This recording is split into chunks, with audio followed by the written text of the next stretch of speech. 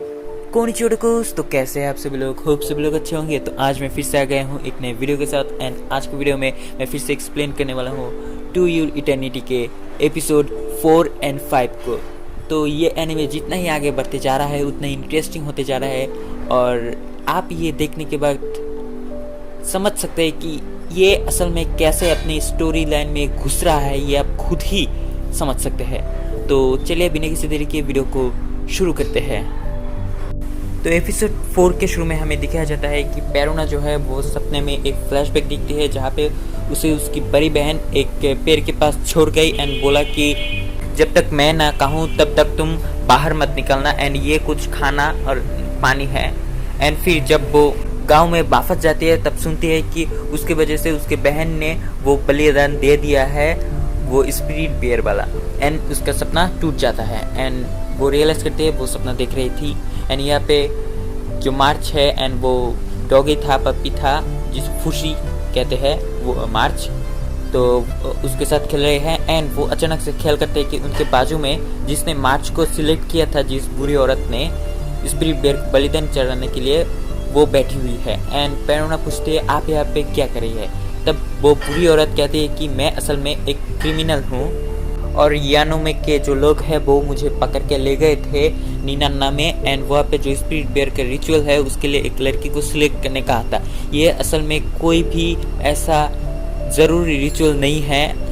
यानोमे के जो प्रेसिडेंट या फिर राजा कह सकते हैं वो ये सब कुछ कर रहे हैं राजनीतिक कारण के लिए, ताकि नीनान्ना के लोग उसके वफादार बने रहे एंड सोचे कि यानोमे के जो राजा है उसके वफादार बने रहे, एंड वो लोग सोचे कि राजा उनके लिए बहुत कुछ कर रहे हैं। एंड सब कुछ उसके ही प्लान के मुताबिक हो रहा है। यहाँ पे उस रिचुअल का कोई ज़रूरत नहीं है, लेकिन नीनान्ना के जो एल्डर्स है वो मानते हैं कि ये रिचुअल की ज़रूरत है, ऐसा ही। एंड पेरुना बोलती है कि मैं ये सब कुछ बदल के रहूँगी। एंड तभी फुशी जो है डॉग के फॉर्म में था एंड वो थोड़ा गंदगी फैला देता है, ये टॉयलेट कर देता है ये गाड़ी के अंदर। एंड फिर वो लोग एक जगह उतरते हैं, एक झील के पास, सब लोग नहाने के लिए। एंड वहाँ पे फुशी को भी डॉग शेप में जो फुशी है उसे भी मार्च लेके आती है नहाने के लिए। एंड यहाँ पे पानी टच करते ही फुशी अपने इंसानी रूप में आ जाता है एंड मार्च जान पाती है कि ये असल में फुशी ही था इतनी देर से। एंड वो कहते हैं कि मार्च कहते हैं कि मैं फुशी की मम्मा बन के रहूँगी, ये असल में एक बच्ची की तरह ही है, उसे कुछ भी नहीं पता, तो मैं इसकी मम्मा बन के इसे सब कुछ सिखाऊंगी। एंड फिर वो लोग नहाने के बाद गाड़ी में चढ़ जाते हैं। एंड फिर यहाँ पे पेरुना बैठ के कुछ बकर करती है, कुछ गेम धोती है। एंड फिर यहाँ पे वो अलग जो लड़की है वो आती है एंड उन्हें कुछ कपड़े देती है एंड बोलती है कि ये पहन लो। एंड यहाँ पे वो लोग यानुमा पहुँच चुके हैं। एंड ये जो सिटी है ये एक बहुत ही सिविलाइज्ड, उस ज़माने के हिसाब से बहुत ही सिविलाइज्ड सिटी है। एंड वो लोग यहाँ पे सिटी के अंदर जाती है एंड उन्हें बोला जाता है कि तुम जो भी चाहो खा सकती हो, सबका बिल हम देंगे। एंड फिर यहाँ पे वो लोग बहुत ही मज़े करते हैं, लेकिन मार्च जो है एक परिवार को देख के दुखी हो जाते हैं, उसके मम्मी पापा की याद आ जाते हैं। एंड वो सब जब लौट रहे थे तभी एक पोस्ट ऑफिस के पास, उस ज़माने के पोस्ट ऑफिस बोल सकते हैं, वहाँ पे उन्हें बुलाया जाता है एंड बोलते हैं कि अगर तुम चाहो तो लेटर लिख सकते हो। एंड यहाँ पे मार्च बोलते हैं कि नीनान्ना में आपको एक लेटर पहुँचाना होगा मेरे मम्मा पापा के पास, लेकिन वो लिख नहीं सकते, पढ़ नहीं सकते। यहाँ तक कि नीनान्ना के कोई भी लोग पढ़ लिख नहीं सकते, ये सिर्फ यानुमा के ही लोग पढ़ लिख सकते हैं। तो फिर मार्च जो है वो अपना हाथों का एक फिंगरप्रिंट दे के वो पोस्ट करने के लिए कह देते हैं, लेकिन वो लोग नीनान्ना में पोस्ट नहीं करना चाहते, इसीलिए पेरुना बोलती है मैं अपने पास रखूँगी, जब हम वापस जाएंगे तब तुम्हारे मम्मी पापा को ये ज़रूर दे देंगे। फिर वो लोग एक नूडल शॉप में जाते हैं एंड यहाँ पे सब लोग अलग अलग तरह से खा रहे हैं। पेरुना मार्च वो लोग हाथ से खा रहे हैं और फुशी जो है वो कुत्ते की तरह खा रहा है। एंड वो लड़की चॉपस्टिक से खा रही है। एंड यहाँ पे थोड़ी बातचीत होती है एंड वो लोग चॉपस्टिक को सर में रखने की कुछ चीज़ समझते हैं। एंड खाना ख़त्म करते ही वो लोग बेहोश हो जाते हैं एंड इसके अगले वाले सीन में ये दिखाया जाता है कि फुशी को वो लोग ने जेल में डाल दिया है एंड वो लड़की बोलती है दूसरों को कि ये असल में एक स्पीशीज है जो इमॉर्टल है, इसे मार नहीं सकते। तो वो लोग ने एक टास्क दिया है कुछ लोगों को कि अगर तुम लोग कुछ क्रिमिनल को, इस लड़के को मार पाए तो तुम लोग रिहा हो जाओगे। तो एक आदमी आके उसे के हाथ के अंदर एक भाला घुसेड़ देता है एंड गेस व्हाट, वो नहीं मरता, उसका जो इंजर है वो हेल्ड हो जाता है एंड फिर वो उसे ही मार देता है। एंड फिर जो बुरी औरत थी उसे भी कहा जाता है सेम थिंग एंड वो आके जो फुशी है उसके चेस्ट में बहुत ज़ोर ज़ोर से वार करते हैं, लेकिन फिर भी वो नहीं मरते एंड उस बुरी औरत को वहाँ से हटाया लिया जाता है। एंड देन 2 सोल्जर्स आके उसे मारने की कोशिश करता है, लेकिन वो वुल्फ में बदल के वहाँ से भागने की कोशिश करता है, लेकिन पीछे से वो लड़की तीर मार के उसे मार देती है, लेकिन वो मरता नहीं, बेहोश हो जाता है एंड फिर उसे चाकू से मारा जाता है। एंड फिर उसे मार्च को एक प्रिजन में बंद किया था वहाँ पे लेके छोड़ दिया जाता है एंड मार्च वहाँ पे उसके शरीर के अंदर से वो तीर निकाल के उसे सुलाने की कोशिश करता है। एंड देन अचानक से मार्च उसकी बड़ी बहन पेरोना की आवाज़ सुनते हैं एंड वो देखते हैं कि ख्याल करते हैं कि उसके ऊपर वाले सेल में ही पेरोना बंद है। पेरोना मार्च से पूछती है तुम्हारे पास क्या क्या है एंड वो बोलती है मेरे पास एक बोल है एंड एक एरो है, एक तीर है। एंड पेरोना बोलती है कि तुम मुझे वो एरो दो और अगर तुम्हारे साथ वो फुशी है तो उसके शरीर से थोड़े बाल लेके मुझे दो, मुझे उससे थोड़ा काम करना है। एंड मार्च वैसा ही करती है एंड वहाँ से एक गार्ड जा रहा होता है। मार्च दौड़ के जाके उसे पूछते है कि मैं कब यहाँ से जा पाऊंगी। बोलती है कभी नहीं, तुम हमेशा यहीं पे रहना पड़ेगा तुम्हें। एंड अचानक से फुशी उठ के वो जमीन पे गड्ढा खोद के एक दूसरी तरफ से गड्ढा निकलता है एंड वो एक जगह पे निकलता है जहाँ पे उस स्पिरिट बेयर को रखा गया था और वो स्पिरिट बेयर असल में मरा नहीं है अभी भी। तो यहाँ पे मार्च भी आती है उसके पीछे से फुशी के एंड यहाँ पे देखते हैं कि जो स्पिरिट बेयर है उसके शरीर पे जो स्पाइक्स थी वो असल में स्पाइक नहीं था, वो असल में इंसानों द्वारा मारे गए उसके शरीर के अंदर एरोस थे एंड इसके वजह से ही वो स्पिरिट बेयर बहुत दर्द में था। एंड ये देख के मार्च के आंखों में आंसू आ जाते हैं। एंड यहाँ पे दूसरे लोग आते हैं एंड वो लोग बात कर रहे होते हैं कि इस स्पिरिट बेयर का ध्यान कौन रखेगा। एंड तभी वो लोग ख्याल करते हैं कि मार्च यहाँ पे है एंड सब लोग बोलते हैं कि अब मार्च ही इस स्पिरिट बेयर का ख्याल रखेगी।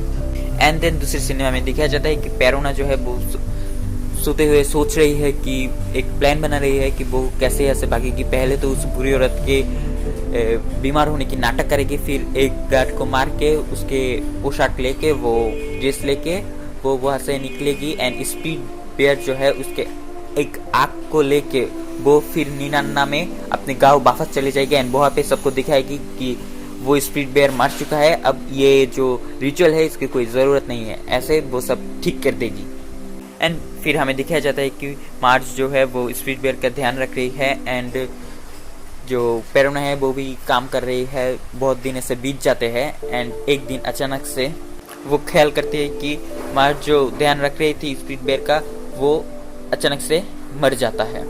सो यहाँ पे पेरोना थोड़ी मुश्किल में पड़ जाती है कि क्योंकि अगर ये बेयर मर चुका है तो अभी इसे दफना दिया जाएगा, इसलिए उसे अभी ही भागना पड़ेगा एंड वो स्पीड बेयर का आँख लाना पड़ेगा, वरना वो बाद में वो आँख नहीं ला पाएगी। इसीलिए वो अपने सेल से बाहर निकल के खिड़की की मदद से वहाँ से उतरने की कोशिश करती है, लेकिन वो वहाँ से गिर जाती है। लेकिन वो एक स्टोर रूम के ऊपर जाके गिर जाती है एंड वहाँ पे वो जब आँख खुलती है तब देखती है कि एक जो सोल्जर है वो भी फिजिकली हैरेस करने की कोशिश करता है एंड लेकिन वो अपना बचाव खुद करना जानती है। वो उस सोल्जर को मार के उसके क्लोथ्स लेके मार्च के पास जाती है एंड यहीं पे एपिसोड 4 खत्म होता है। एपिसोड 5 के शुरू में हमें दिखाया जाता है कि पेरोना मार्च को जेल से निकालती है एंड उस बुरी औरत को भी निकालती है एंड वो लोग उस स्पिरिट बेयर के पास आते हैं एंड यहाँ पे एक टनल से वो लोग बाहर जाने की प्लान बनाते हैं एंड पेरोना बोलती है मैं थोड़ी बाद में आती हूँ एंड वो उस स्पीड बेयर के आंखें निकालने ही जाती है, लेकिन तभी मार्च वो देख के बोलती है कि ये बहुत ही ज़्यादा खतरनाक है एंड तुम ऐसा क्यों कर रही हो, ये बहुत ही दर्दनाक है, तुम्हें ऐसा नहीं करना चाहिए। लेकिन पेरोना बोलती है अगर मैं ऐसा नहीं करूँगी तो कोई विश्वास नहीं करेगा। लेकिन मार्च ये सब कुछ समझना नहीं चाहती है, वो सिर्फ जानती है कि ये स्पीड बेयर बुरा नहीं है।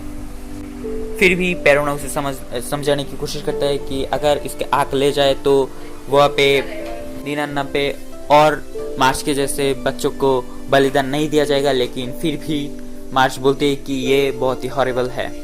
एंड फिर मार्च के साथ साथ पेरोना मान जाती है मार्च के बात से, एंड वो लोग वहाँ से एक गाड़ी लेके भाग जाते हैं। एंड अचानक से रास्ते में उनके गाड़ी में थोड़े आग लग जाता है एंड यहाँ पे पेरोना आके वो आग बुझाने की कोशिश करता है। जब पेरोना आग बुझा रही थी तब वो पूछती है मार्च से कि तुम बड़े होकर क्या करना चाहते हो। बोलती है कि मार्च वो सब कुछ करना चाहती है कि जो मार्च नहीं जानती है।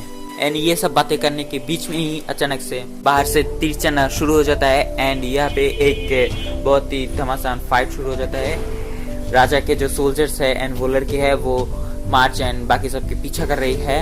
एंड यहाँ पे मार्च बोलती है कि ये सब मत करो, ये बहुत ही खतरनाक है, लेकिन पेरोना को ये सब करना पड़ेगा वरना वो लोग पकड़े जाएंगे एंड फिर 99 में वापस नहीं जा पाएंगे। एंड यहाँ पे थोड़ी फाइट करती है पेरोना एंड यहाँ पे एक तीर आके पेरोना को लगने ही वाली होती है कि तभी मार्च आके पेरोना को बचा लेते हैं। लेकिन यहाँ पे मार्च के शरीर पे तीर लग जाती है एंड वो सब लोग एकदम हैरान हो जाते हैं। एंड फुशी जो है वो बहुत ही पागल हो जाता है एंड इस बार वो स्पिरिट बेयर में बदल जाता है एंड सबको एकदम मारने की कोशिश करता है। पूरा जो इलाका है वो एकदम डिस्ट्रॉय करने की कोशिश करता है। एंड फिर यहाँ पे हमें एक फ्लैशबैक दिखाया जाता है जहाँ पे मार्च छोटी थी एंड वो अकेली खेलती थी एंड पेरोना जो है उसके भी कोई सिबलिंग्स या फिर मम्मी पापा नहीं है, सो वो भी अकेले ही बैठी रहती थी। एंड मार्च के पास कोई डॉल नहीं थे, इसीलिए पेरोना उसे डॉल बना के गिफ्ट कर देती थी। एंड यहाँ पे इसी तरह मार्च एंड पेरोना के बीच में एक रिलेशन हो गया था बड़ी बहन छोटी बहन का एंड मार्च उसे अपने फैमिली का हिस्सा मानती थी। एंड फिर हमें दिखाया जाता है कि पेरोना जो है वो मार्च को थोड़ा मलम पट्टी करने की कोशिश करती है, लेकिन जो घाव है वो बहुत ही गहरा है और ये आसानी से नहीं भरेगा। उसकी जो हालत है वो बहुत ही सीरियस है।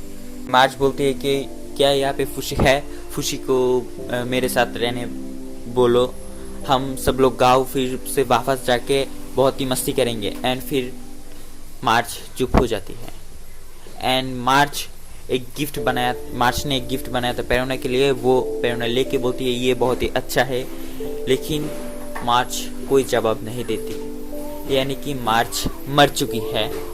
एंड यहाँ पे ऑडियंस लोग बहुत ही सैड हो जाती है, इसीलिए ये एनीमे को बहुत ही सैड कहा जाता है। फर्स्ट एपिसोड में भी जिसके साथ फुशी था वो मर गया था, वो नेमलेस बॉय। यहाँ पे मार्च इतनी अच्छी प्यारी सी लड़की वो भी यहाँ पे मर जाती है। फिर पेरोना मार्च की लाश को लेके उतर जाता है एंड फुशी के पास आके बोलते हैं अब तुम्हें और लड़ने की जरूरत नहीं है। एंड यहाँ पे जो दूसरी लड़की थी वो शैतान चुड़ैल लड़की, उसके पास पेरोना आके एक चाकू लेती है एंड बोलती है कि अब मेरे पास जिंदा रहने की और कोई वजह नहीं है। एंड यहाँ पे थोड़ा अलग सा कुछ दिखाया जाता है जहाँ पे मार्च सपना जैसा कुछ दिख रही है कि वो गाँव वापस जा चुकी है एंड अपने मम्मी पापा से मिलती है एंड उसके डॉल के साथ भी खेलती है। वो बड़ी भी हो चुकी है, एडल्ट भी बन चुकी है, लेकिन वो ख्याल करती है कि वो असल में मर चुकी है एंड वो एक स्पिरिट है। एंड वो पेरोना को बताने की कोशिश करती है कि मैं मरी नहीं हूँ, मैं यहीं पे हूँ, लेकिन वो तो असल में एक स्पिरिट है तो कोई उसे देख नहीं सकती। यहाँ पे असल में उस चाकू को लेके पेरोना उस लड़की को मारने की कोशिश नहीं करती बल्कि खुद सुसाइड करने की कोशिश करती है। एंड मार्च बोलते हैं ऐसा मत करो, फुशी उसे रोको।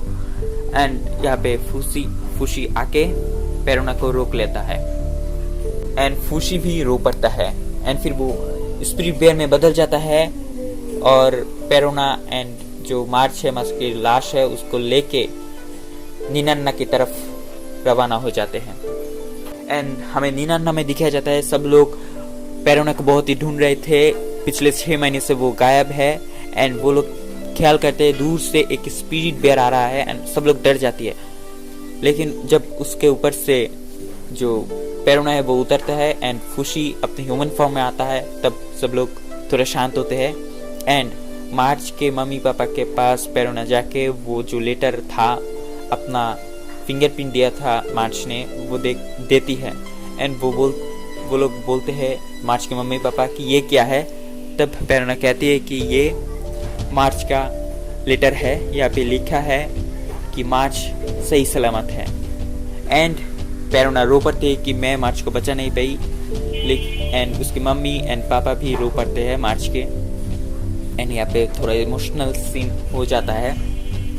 एक आदमी आके बोलता है कि यानोमा से लोग आ रहे हैं एंड वो लोग समझ जाते हैं कि ये असल में फुशी को पकड़ने आए हैं एंड जो पेरोना है वो बोलते हैं कि तुम यहाँ से भाग जाओ। एंड पेरोना एक ऊंची जगह पे जाके तीर से उस लड़की को मारने की कोशिश करती है एंड उसके हाथ में वो तीर लग भी जाता है, जिससे वो फुशी को मारने की कोशिश कर रही थी, लेकिन असल में उसका तीर चूक गया है। वो असल में सर में मारने की कोशिश कर रही थी। यहाँ पे फुशी के वजह से उस लड़की का पूरा चेहरा बिगड़ चुका है। एंड फिर यहाँ से फुशी का एक नया जर्नी शुरू होता है। वो बुरी औरत के साथ जाके रियूनियन होके उसके साथ एक नया सफर शुरू करता है। लेकिन यहाँ पे एक ट्विस्ट है अगले एपिसोड में कि यहाँ पे एक अलग सा स्पीशीज आता है जो फुशी को मारने की कोशिश करता है। सो इसी के साथ ये एपिसोड खत्म होता है। आशा करता हूँ आपको ये वीडियो पसंद आया होगा एंड बहुत ही हेल्पफुल होगा। एंड अगले जो एपिसोड्स है वो और भी अच्छे होने वाले हैं एंड ये जो एनिमे है वो धीरे धीरे और भी इंटरेस्टिंग होते जा रहा है, अच्छा होते जा रहा है। सो मिलते हैं अगले वीडियो में। और अगर आपने हमारे चैनल को सब्सक्राइब नहीं किया तो ज़रूर सब्सक्राइब कर लीजिए। ऐसे ही हम एक्सप्लेनिंग वीडियो लाते रहेंगे एंड और भी तरह तरह के वीडियो लाएंगे एनिमे से रिलेटेड। तो मिलते हैं अगले किसी वीडियो में, तब तक के लिए आरा आरा सेयोनारा।